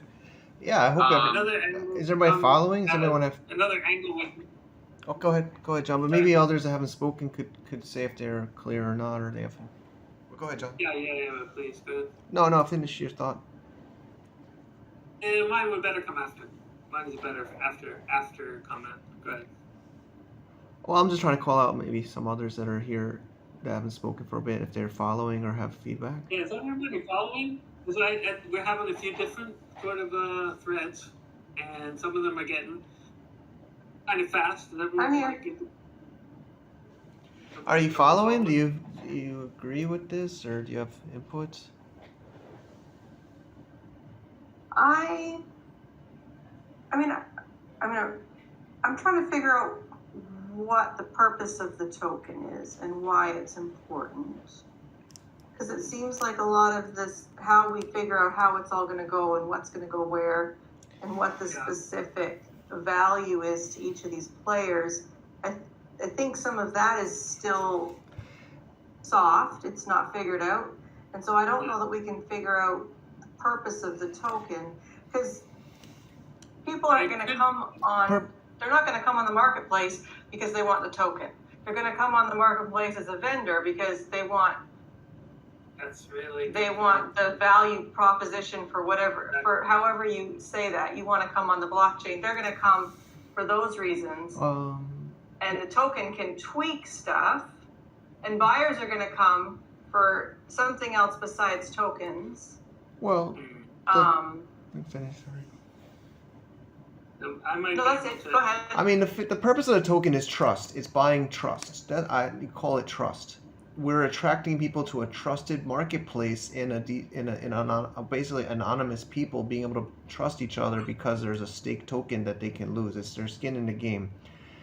I guess it could be other tokens, I guess technically, but by it being our own token, we can kind of incentivize people, like Bo is talking about, to be good actors and doing what we like and using it for governance as well as staking to whitelist as a seller. That's the utility of the token, in my opinion. Yeah, the token is to guide the entire system, and by incentivizing and disincentivizing. So yeah, you're right. People don't come on the ecosystem for the token, but they find that they need the token for certain things.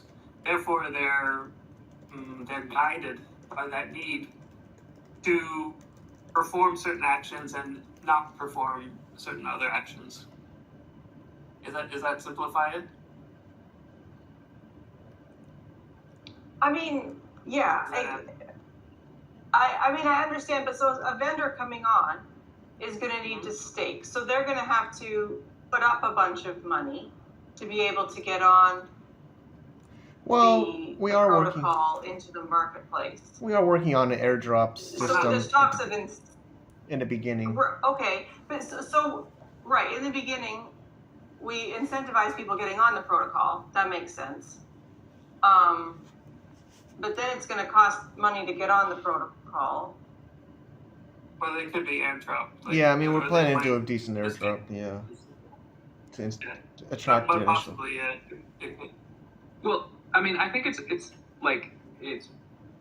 best to look at it in terms of like different. So like I made this like sort of supply and demand section where we should like really start thinking about like what is the buy side, what is the sell side of the token.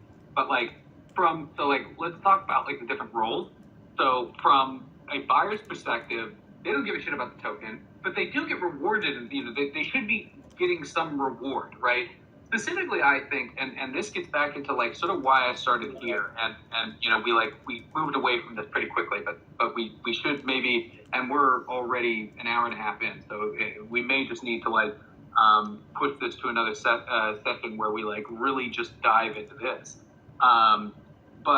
But like, think about a buyer. Buyer doesn't care. Like, they don't need the token to go and buy a product. They need whatever hard currency the vendor demands in order to buy the product. They just buy the product, and then it's locked in escrow. And then they get the product. They're happy about it. And then we provide an incentive, right? The buyer incentive that makes the most sense to me is for leaving a review, leaving an honest review, right?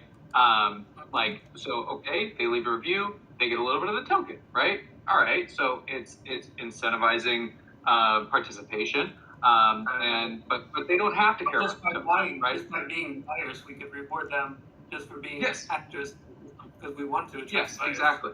Yes, yeah, and we can reward them at certain levels, and that levels can change based on like protocol governance or even marketplace governance. You know, those are things that we can do. But the buyer doesn't really care about the token except that they receive it, which would be a supply side. So they'd be They'll selling, find right? it good for them. Hopefully. Yeah. Like they'll find that However, they like. Yeah, and so like in order for a buyer to buy something, they need a vendor. Well, okay, so now a vendor has to buy it, right? So they're on the demand side. They have to buy it. They have to stake it in order to list products. And I think we talked a little bit about this. This is something that we need to like parameterize, and we don't know exactly how it'll work yet. But like stake should have some relation to the amount of total escrow that can be locked by a vendor at any given time. And that's like sort of an honesty prevention, and that can be augmented by like seller reputation and number of trades, right? Like functionally the collateralization ratio can come down over time if like a vendor continues to act in good, so like for instance, pushing through a sale, maybe that doesn't reward tokens, maybe that just rewards like a difference in multiplier to the amount that you can keep in escrow, right? But also like good vendor actions are things like listing products, right? Which is something that can be just straight token emission. But also like we can emit based on, like we can say that a vendor, for instance, has to vest their token. So they have to stake it. Let's say we want them to stake over periods, right? So like a vendor could stake over a 3-month period or a 6-month period. And like T-bills, notes, and bonds, we can assign different levels of like interest and emission based on the length of time they're willing to commit that stake to generally being verified as a vendor. And then like, yeah. Well, and this is what I mean. Is Some of them are not like the most essential bottom layer of the protocol, but they're all good. Some of them are like outer layers of the onion. Maybe we should start at when we get down to it. I mean, we're not going to probably do it in this session. This session was good for other reasons. But when we get down to it, we will probably want to start with the bottom most basic layers. Like, what does X do, and what do we want them to do, and what will they be tempted to do? Well, so this is. Again, this is what this like little matrix is meant to illustrate, right? Is like we write down the motivations of each of the participants. There, let me see those. I don't know where the. Oh yeah, I don't know. We'll have to figure out what the problem is with that, Jose. But yeah, I mean, are you muted? I mean, is he not muted? He's not muted, but it might be a question. I was about to say it could be a question with your permission. He's kind of high, very high. He's like a moderator. He's higher than other speakers. No. I mean like your computer position. Oh, okay. Sorry. Like permissions. Like it's possible that Discord doesn't have access to your mic. I'm not really sure. You could try mobile if you log in on mobile or others. Try another client. Try another browser. Jose, I've talked about other things with your computer. Maybe try a different browser and log in, or your laptop or your mobile app, or others. It's probably a hardware issue. Or maybe just try to reset your mic in settings. True, there's the settings.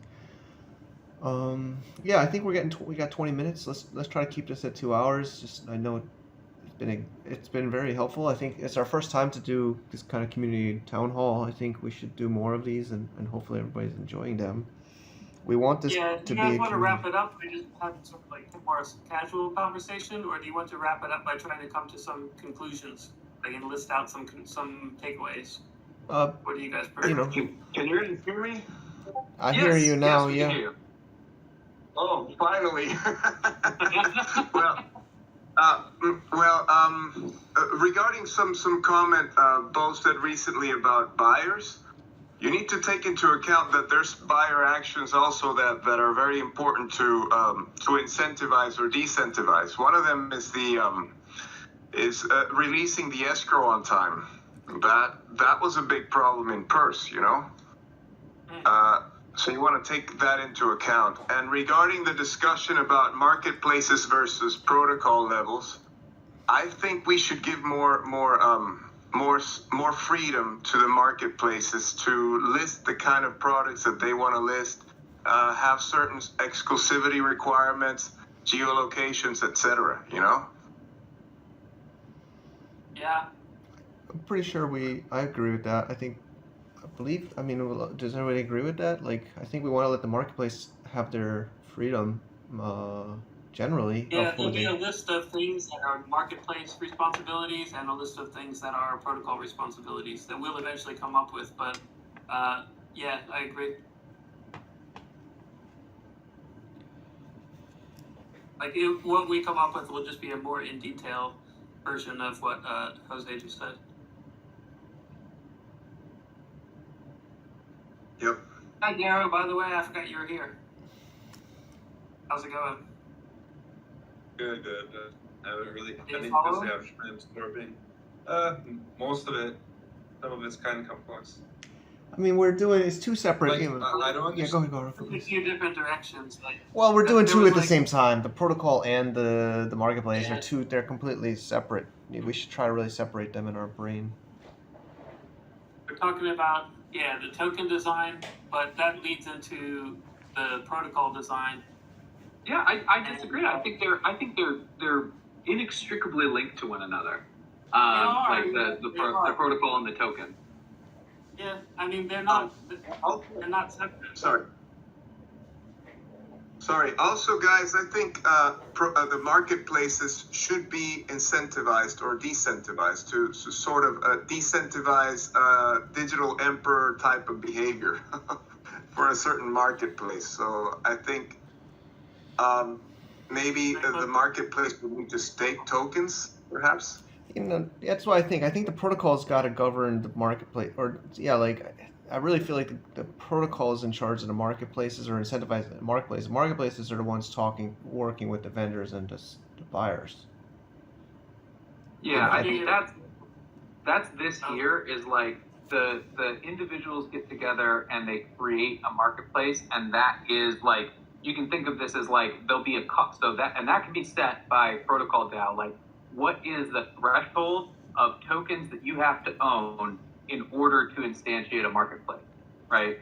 Yeah. So again, that's sort of on the buy side, It makes- right? Like you have to buy a certain amount of tokens in order to be able to create a marketplace, and then those end up staked, and then those staked tokens get emissions, that are set by the staking rates of the protocol governance. Am I wrong to say I don't know? I'm somewhat active in Cosmos, and there's validator sets, and to be an active validator set, you have to have a certain amount, or the top 100. You have to be like the top 100 most staked. And is that proof of stake in general? I'm not sure, but it makes me think of that, right? Like a marketplace is a validator, and they're almost they have to also contribute. They have ability to contribute to the governance of the protocol on behalf of those staked to them in the market, in the validators, as a validator at least. Because I participate in that in Cosmos pretty actively, in various protocols and I have to stake. I stake, but then I have to choose a marketplace to stake to, and then that validator then takes my vote if I don't vote in the governance. Is that can we connect it like that? Is there something we can learn from that? Yeah, I mean that. Yeah, it's similar concepts, right? I think that it's a little bit more like, it's a little bit more like ETH, where we just set like a threshold, and then like the way ETH does proof of stake is like and there should be marketplace slashing, right? If a marketplace there should be a way to just even if it's like social to select, because it won't be like we're not doing like in ETH and Cosmos, what they're looking at is like whether or not the transactions are ordered correctly, and if they comport to like the general protocol rules of like the way that like the order in which they need to come, and like whether or not it's following spend rules and acting, honestly in that way. Instead, it'll be like, again, it's more like ETH, where like you just have to have 32 ETH in order to become a validator, and then like there won't be a programmatic way, I think, to determine whether or not like a marketplace is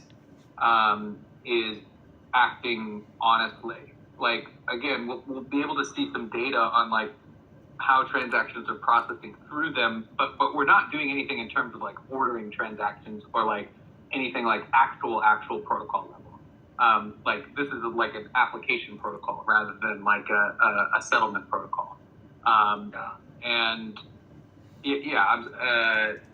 so like at the protocol governance level, like the Loadpipe governance level, we should be able to like punish malicious marketplaces through like a flashing mechanism. But that would be something that we would have to involve judges, right? That's why I think token emission should occur every time a transaction is made, and somehow that token emission transaction propagates throughout the marketplace and the protocol level. Every time a transaction is made. Well, so when you say transaction, what do you mean? Do you mean like a transaction between a buyer buying a product sold by a seller? So I would say that's like the creation of an order and an escrow, because again, like that doesn't necessarily imply completion, right? Exactly. I mean, sorry, go ahead. Yes, exactly. Every time an escrow is opened for a buyer buying a specific product from a specific seller, and then once the escrow is completed, the token emission opened by the escrow creation could be like sort of staked or suspended. How would you call that? Until the escrow is actually closed, and the transaction is rated by the buyer and by the seller, and only then would that escrow token would it affect the individual actors, the seller and the buyer. Well, but I think the problem with that is that there's a lot of other actions that would require emissions.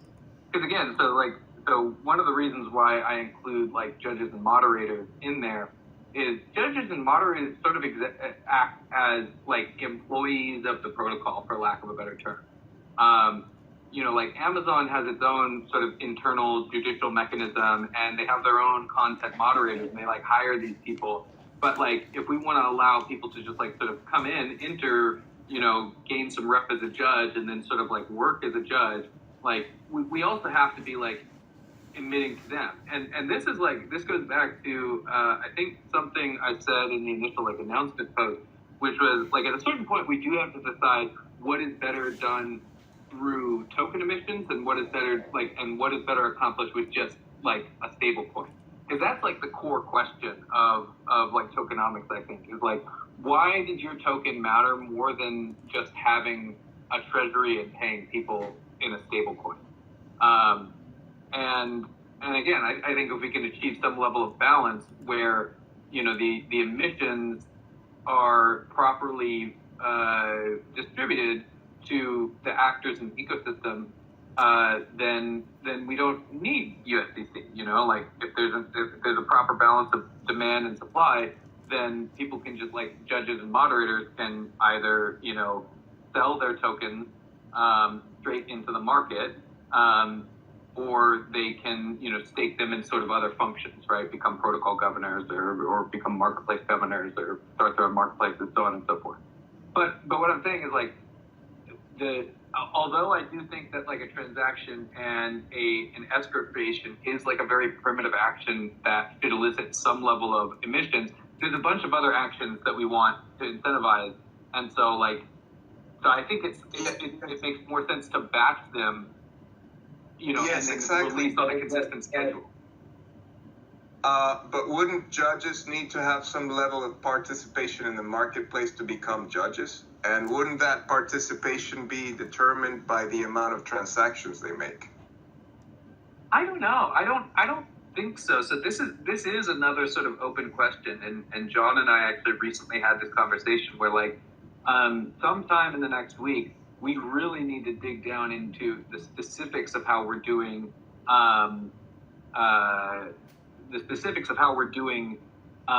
dispute resolution. And this is why we have, I think we scheduled a call with you on Monday, maybe? If we haven't done that already, then yeah, we need to dive into the specifics of like, well, what does that look like? How, what are judges' roles? How do they become judges? I don't know if we necessarily need them to be, participants in the commerce ecosystem. I think they have a different role. Have that be a marketplace responsibility. Like each marketplace has its own judges for dispute resolutions, and dispute resolution could be entirely on the marketplace, or it could be entirely on the marketplace for the first iteration, and then if we want, we could move it to the protocol level, but we'd have to discuss what are the advantages of having it on the protocol level and who would like that and stuff like that. What is a dispute at the protocol level? What is a dispute? If the buyer has no direct connection at a protocol level, what is even a dispute at the protocol level? I think the product is the catalog. That could be a brand thing. Yeah, it's a catalog issue. Yeah, but that sounds like someone's selling. But that happens at the marketplace level. So the dispute resolution of that would still happen at the marketplace level, and then the protocol would just accept the decision and modify. But if I put something on Hamza, or I put something, the first place that somebody's going to come and have an issue with it is on Hamza. And I would say that holistically, all of that should happen on Hamza or Amazon or Lazada, and the result of that should then feed into the protocol. I don't see, in my mind, any dispute resolution at the protocol level. Well, unless a vendor is unhappy with that decision that the protocol agrees to accept from a marketplace. Well, I think the issue is. So I have two considerations. Okay, go ahead. Go ahead, Mike. Well, I'll just say really quickly. I'll just say drugs are legal in some countries and illegal in others. So if Hamza's in the U.S. and bans drugs, does that mean nobody in the world can buy drugs? For example, I don't think it's going to be a global thing. Marketplaces are supposed to, they can ban stuff, but I don't think they'll ban it on the whole protocol. So, again, that would be at the marketplace. But that would be at the marketplace level in the sense of, so for example, in the U.S., I can't sell sunscreen. I can't sell sunscreen in the U.S. Right? I can't sell sunscreen on Amazon.com. I can post it on Amazon.co.uk, and everybody in Europe can technically buy it, but I can't do that on Amazon.com. I'm sure also Amazon.de and all of those things have their own different what you can and can't post on, or what you can and can't sell on there. I'm struggling with understanding why any dispute resolution at all, beyond execution of a result from a marketplace by the protocol, would result in a dispute. So in my mind, it's a vendor saying, why the hell did you agree to change that when Amazon was completely wrong and they're assholes, and then raising a dispute and then a final decision being made. But I don't see a buyer vendor or even a brand vendor situation manifesting at the protocol level. It sounds a little bit messy to me, but maybe I don't get it. I tend to agree, and the thing I was thinking about earlier was judges should absolutely exist at the marketplace level, because someone at the protocol level doesn't understand the specific rules of a marketplace, right? So each marketplace is sort of its own constitution in terms of what it'll allow and what it doesn't allow, and so a judge should be read in on a specific marketplace's terms before, and because all these transactions are happening at the marketplace level, judges should specifically be there. I do think that it is possible to design, maybe we have this idea of sort of the Supreme Court, right, that sits at the protocol level that can handle appeals, right, appeals ahead of the marketplace level. I mean, I don't know. I think maybe that's engineering a little bit too far, but I can conceive of a world where there's protocol level justice, which exists, agnostic of the specific rules of an individual marketplace, if that makes sense. Well, how about this? Suppose every transaction, every buyer-seller transaction originates a token emission, right? And that would also mean an emission of certain amount of token for the marketplace. And then suppose that there's a dispute with that transaction, and a judge appointed by the marketplace steps in to solve that dispute. After the dispute is settled, and there's a rating by the buyer and the seller of the dispute, of the marketplace judge dispute, it could all be resolved at the marketplace level. I agree with Nina. I don't see any need for any protocol level dispute resolution for transactions that occur at the marketplace. I mean, there's two But I can on think the of. other hand, you could have some higher level, like if a buyer or a seller is really unhappy with a dispute resolution, they could escalate it up to a protocol level type of thing. But that would be a different dispute process entirely. I mean, what about disputing the whole marketplace? A bad marketplace. And that's sort of what I mean. Is like, oh, go ahead. If it's a bad marketplace, Mike, then individual actors like buyers and sellers could have the option to escalate a certain dispute up to the protocol level. If the marketplace does not, if they feel they were wronged or they were treated unfairly, they could escalate that to the protocol level. So I don't know how Nina feels about that. Yeah, I mean, like, what is Nina's thoughts on that? Well, I mean, okay, go ahead. I do think that like there needs to be some justice mechanism for adjudicating disputes between marketplaces. Because again, as I said earlier, like if the only mechanism for like punishing a marketplace is like sort of social slashing of the governors, I mean, maybe then it's just like it's literally the governors of the protocol level that act as like the Supreme Court. And generally, because I don't think it makes sense to have protocol level governors in general, because anybody who has a dispute who like appeals to the dispute resolution process and gets a result that they don't like is always gonna escalate or like attempt to escalate to a like quote unquote Supreme Court if we have one, right? Whereas like and so I don't really see the utility of it. Other than like to resolve disputes between marketplaces, say like one marketplace.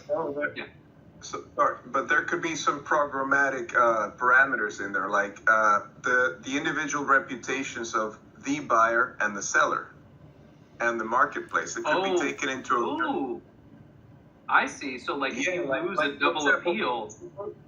So suppose I'm a really problematic buyer, right? And I never release escrow on time, and all these sellers are complaining about me, like this guy never pays on time and such.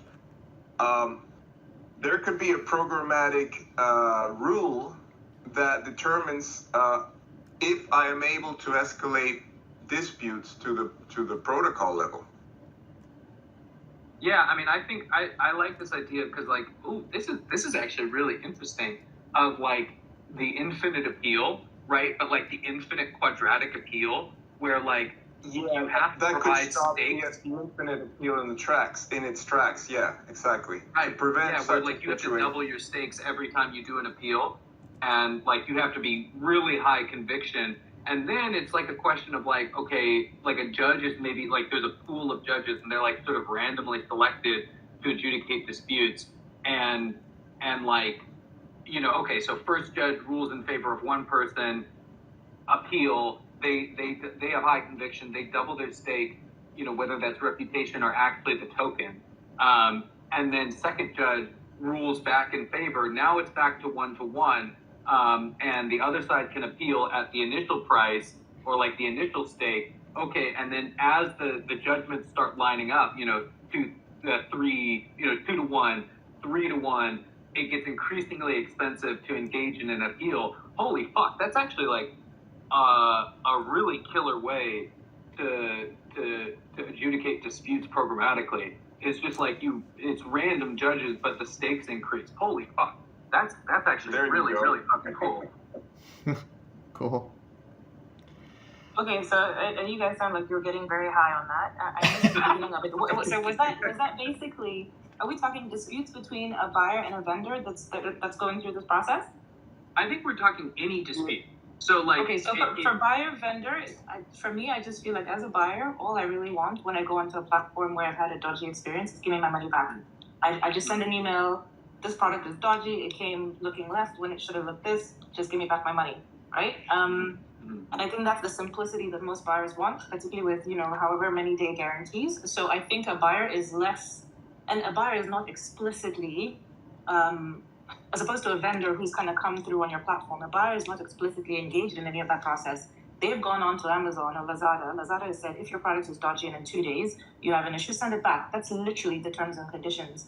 I don't think you can have another set of terms and conditions that override, which is what we would be doing if we allowed escalation, that would override a marketplace a TNC. This is my first read of that, right? So because Yeah, but I think all this occurs if there's there's no settlement on the terms and conditions, like you say, that would happen if the certain marketplace had rules for refunding the money after 2 days, and that does not happen. That's when the dispute kicks in.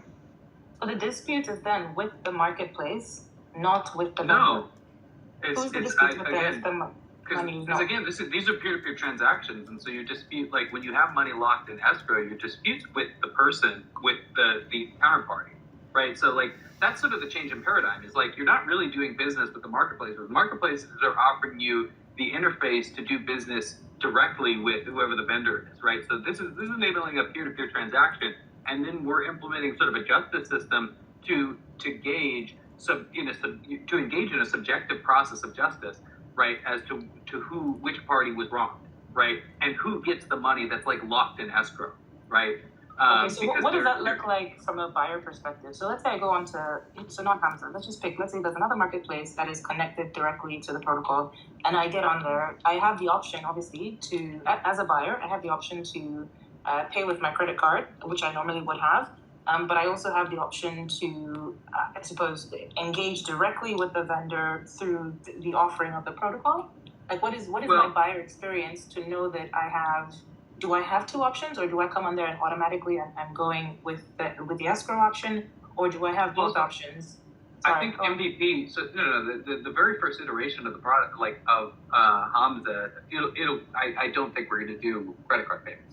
And even if we did do credit card payments, the credit card payment would be like a layer on top, where we would initialize like a credit card payment and then do a swap for crypto, which we would then lock in escrow. Yeah, and again, that's sort of more down the road. But no, it's a crypto native marketplace. Like for Hamza, you will allow the escalation to the protocol, but for any other marketplace, you will not. No. Again, so what we were talking about, what Jose and I were talking about right there is like, okay, so you as a buyer go on and you buy a product and it comes and it's fucking shitty and broken, and you provide evidence of that, and so like again, best case scenario is like everything works fine and you just release the escrow and the vendor gets paid. But in the case where like something's wrong, you then have to engage in a dispute resolution. And so like with Amazon, you would go to them and you would send like, evidence of this. And I don't know, I'm not sure what that process looks like. But I mean, maybe you could fill me in a little bit more as to what that process looks like. But like there's some adjudication mechanism where you provide evidence to someone who works at Amazon, and then they issue you a refund, right? Because ultimately Amazon is like the central clearinghouse, which allows like instant settlement. So like your payment goes through and then you don't worry about it after that. And so if there's a problem with the vendor, they penalize the vendor or whatever they do on their back end. Again, I'm not sure. But when we're just, thinking about like, okay, so there's this decentralized vendor and there's this, anonymous buyer, right? And they, buy this product, it comes to them, it's shitty. They engage in our dispute resolution process. And the idea is that like we have this sort of pool of judges, and one of them is randomly selected. and they look at the evidence and they render a judgment in favor of one or the other.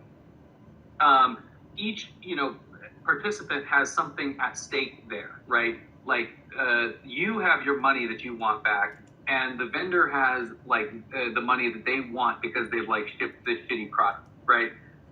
So at that point, the vendor, say they rule in favor of you, and so the judgment is to give you back the money.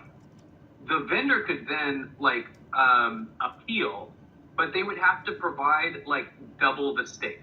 So if the product was $100, they would then have to provide $200 in order to engage in another appeal.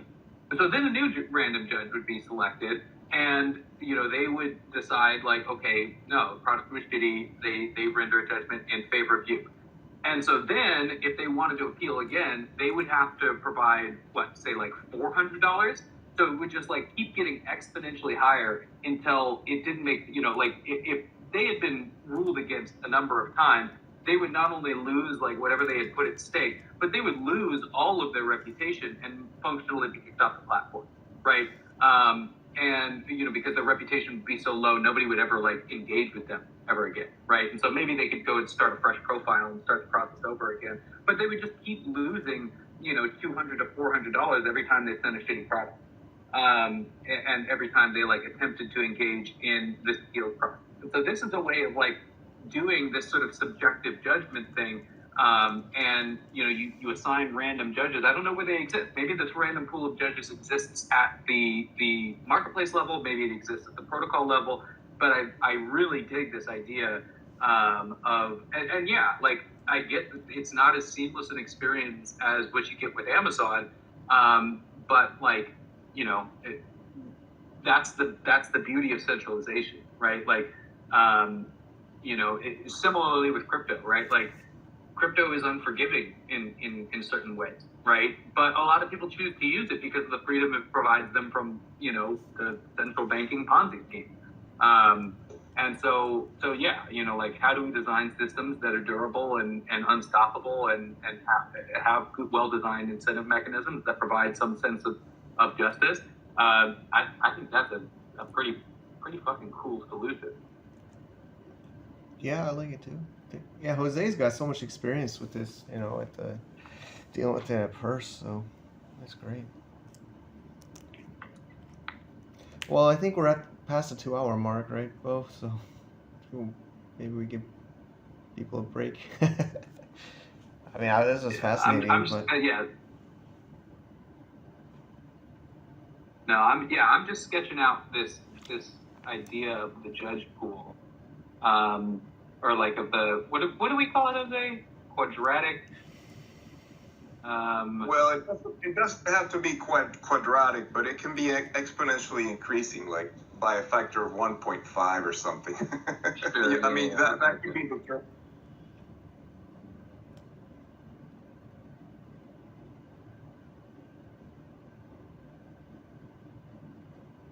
Okay, I'm just going to sketch this out, but other than that, yeah. So let's set a time to continue to engage, continue to talk about tokenomics. If anybody wants to go through, you have access to the Figma and start defining some of these actions, motivations of buyers at either the protocol or marketplace level. I would say maybe the thing that makes the most sense is to start leaving sticky notes.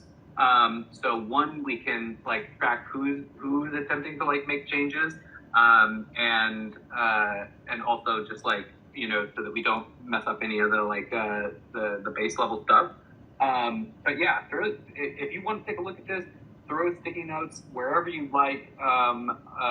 If it's ideas or input. I really appreciate everyone being here, by the way. And I thought this was an incredible discussion. I think we made a fair amount of progress. We're not quite there yet, but I think we got a really good idea of what this system can and will look like. But other than that, yeah, I'm gonna keep on working on this for a little bit, but I'm gonna exit out of the voice chat. But yeah, any last parting thoughts, questions? Thank you, Bo. I think just looking forward to the next tokenomics meeting. Yeah, this is fun. Yeah, I guess if anybody has suggestions about the time that this is happening, if this time is good or not, I guess we should think about the frequency, the way, any other input. We want this to be open, community oriented. I think it's great. We did this in public. Anybody want? I also sent some more invites. They couldn't make it because of various reasons, but I think it's great. So, thank you all, and give us feedback however you feel comfortable. Awesome. Thanks, guys. Yeah, Ciao. thank you. Ciao, ciao. Thank you. That was a very interesting meeting. Looking forward to the next one.